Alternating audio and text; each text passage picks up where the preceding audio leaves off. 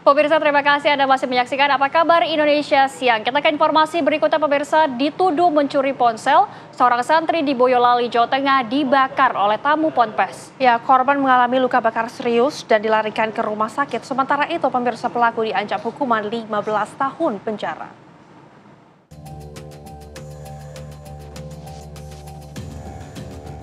Beginilah kondisi SS usia 15 tahun santri Ponpes Darus Syahadah di Kecamatan Simo, Kabupaten Boyolali, Jawa Tengah yang mengalami luka bakar serius usai dibakar pelaku Muhammad Galang Setia Dharma, seorang tamu Ponpes. Pelaku usia 21 tahun yang juga berprofesi sebagai guru agama asal Kabupaten Kendal, Jawa Tengah, saat ini sudah ditetapkan sebagai tersangka serta ditahan mulai Selasa malam di Polres Boyolali. Dari hasil keterangan pelaku, peristiwa penganiayaan berencana ini bermula saat pelaku mendapat laporan dari adiknya yang juga salah satu santri pondok pesantren saat ponselnya hilang. Adik pelaku menuduh korban yang mengambilnya. Pelaku meminta penjelasan kepada korban yang tidak mengakuinya. Pelaku lantas menyiramkan BBM jenis Pertalite ke tubuh korban dan membakarnya. Waktu itu tersangka menanyai kepada korban terkait dengan kejadian hilangnya HP dari adiknya. Ya. Pada saat menanya tersebut, tersangka ini menyiramkan bahan bakar bensin atau pertalite itu ke tubuh korban dan menanyakan berkali-kali memang korban itu tidak mengambil sehingga tersangka ini menyulut korek. Ya. Akhirnya si korban ini terbakar. Korban mengalami luka bakar 38% di bagian leher, wajah, dan kaki. Saat ini korban masih dirawat di RSUD Simo, Boyolali. Atas perbuatannya, tersangka akan dijerat dengan pasal penganiayaan dan perlindungan anak. Dari Boyolali, Jawa Tengah, Agus Sabtono, TV One mengabarkan. Masih mengenai Ponpes di Boyolali, pemirsa, ini kita hadirkan informasi selanjutnya di mana pasca terjadinya pembakaran seorang santri pihak pondok pesantren Darus Syahadah Boyolali, Jawa Tengah, pihak Ponpes pemirsa akan memperketat penjagaan terutama kepada tamu yang datang ke Ponpes. Lokasi pembakaran terhadap salah satu santri pondok pesantren Darus Syahadah Boyolali, Jawa Tengah masih terpasang garis polisi. Kedepan, pihak Ponpes Darus Syahadah akan memperketat penjagaan dan menyeleksi setiap tamu yang datang berkunjung. Bahkan, akan tetap menemani santri jika ada tamu yang datang mengunjungi agar kejadian serupa tidak terulang kembali. Peristiwa tersebut di luar dugaan pengurus Ponpes. Kejadian bermula dari korban yang dituduh mencuri telepon genggam milik temannya. Pelaku yang merupakan kakak dari santri yang kehilangan handphone mendatangi Ponpes. Di saat itulah pelaku meminta adiknya untuk mendatangkan korban untuk diinterogasi perihal handphone yang hilang. Dalam interogasi tersebut, pelaku sudah membawa botol bekas minuman yang diisi BBM jenis Pertalite, kemudian disiram kepada korban dan akhirnya membakar bagian wajah, leher, tangan, dan kaki korban.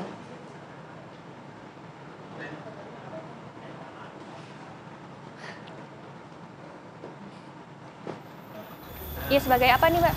Sebagai apa?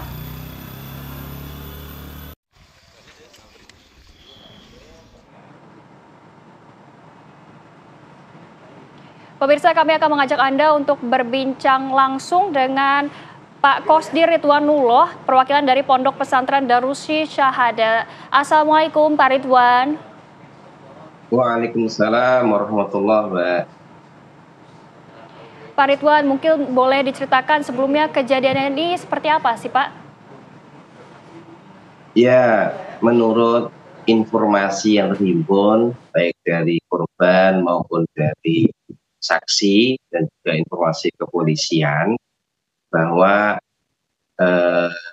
si anak santri ini kan menyimpan HP yang sebenarnya dilarang oleh pondok. Kemudian karena punya kawan dekat, mereka berdua ya menggunakan bersama gitu, dengan kawan dekatnya yang korban itu. Nah, ketika HP yang tersimpan secara sembunyi itu hilang, yang punya HP menganggap yang mencuri adalah temannya yang sudah tahu HP itu, kemudian lapor atau mengadu kakak.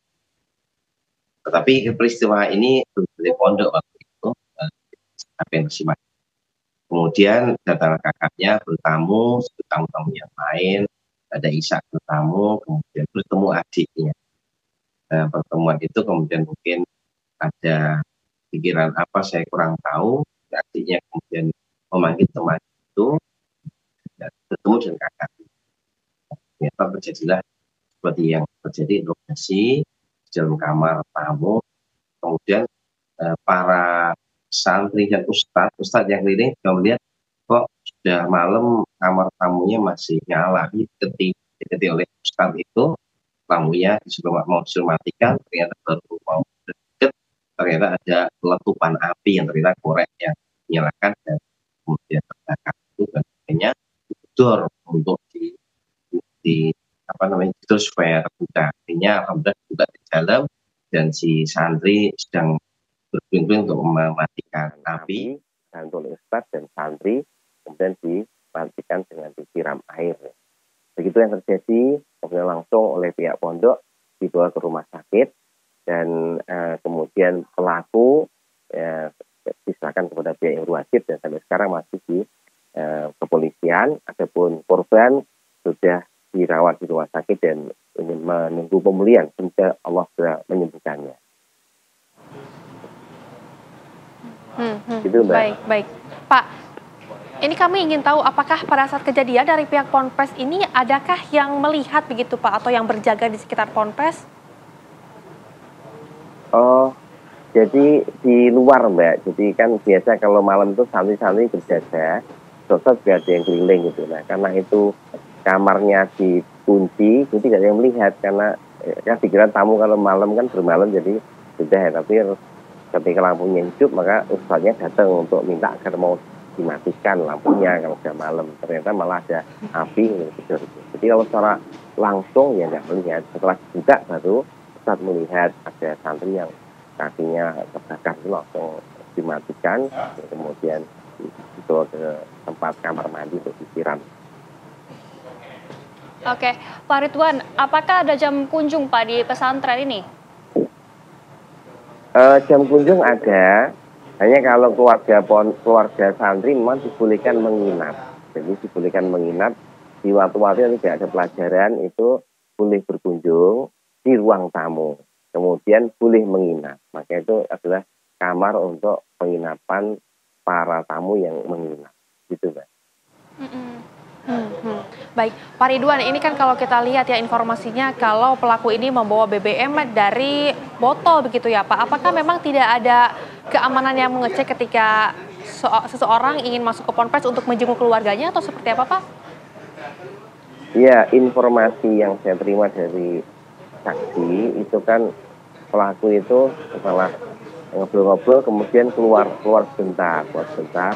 Beli air minum itu di botol minuman, yang botolnya kan katanya botol kopi gitu. Jadi tidak kelihatan kalau itu adalah bensin dan tentunya tidak disangka sama sekali ya.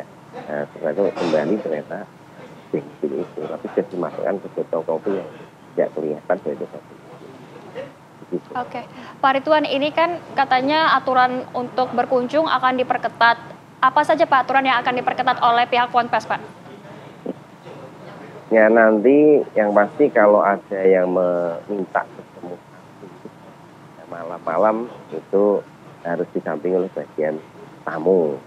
Kecuali kalau orang tua sendiri ya mungkin tidak, tapi kalau ada yang bukan keluarga itu tetap kita tidak memperkenankan. Tapi yang paling penting itu kemudian nanti tim satpam, tim terima tamu akan kita minta agar betul-betul menjaga melihat setiap tamu dan kepentingan masing-masing sehingga tidak ada celah lagi untuk berbuat yang senonoh lagi. Baik, Pak, ini terakhir mungkin dan juga singkat saja kami ingin tahu kondisi korban saat ini seperti apa Pak Ridwan? Iya, untuk korban luka yang di kaki masih butuh waktu untuk penyembuhan, begitu pula di leher dan muka sebagiannya ini masih butuh waktu, dan tangan kiri masih dalam proses penyembuhan. Semoga sembuh, tapi paling tidak itu butuh waktu sepekan sampai 2 pekan untuk bisa beraktivitas lebih normal lagi. Alhamdulillah juga orang tua sudah ikut datang, dan sekarang bahkan beliau menjaga putra. Baik Pak Rituan, terima kasih banyak Pak atas waktunya pada siang hari ini. Semoga korban bisa segera sembuh dan pulih kembali beraktivitas. Selamat siang Pak.